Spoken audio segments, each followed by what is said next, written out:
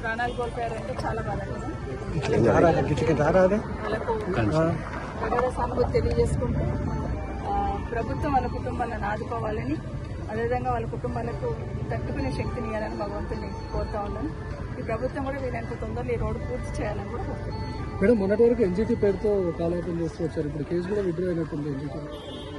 అదే కదా, ఎన్జిటీలో కేసు ఉన్నా కూడా ఆలూరులో ఇన్సిడెంట్ జరిగినప్పుడు నేను ఆ రోజు చెప్పాను, ఎక్కడైతే చెట్లు ఉన్నాయో వాటికి రేడియం స్టిక్కర్స్ అతికించండి టర్నింగ్ లో.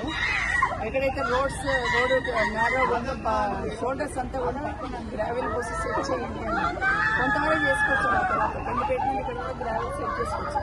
ఆ తర్వాత మొత్తం గ్రావెల్ కూడా పోయింది. అసలు యాక్సిడెంట్ స్పాట్ ఎక్కడ మిర్జాగూడ నుండి ఆలూరు వరకు ఉన్న స్పాట్ యాక్సిడెంట్ స్పాట్. అక్కడనే టర్నింగ్ ఉంటుంది, అక్కడనే ఉంటుంది, అక్కడనే వెహికల్స్ తడబడుతుంటాయి.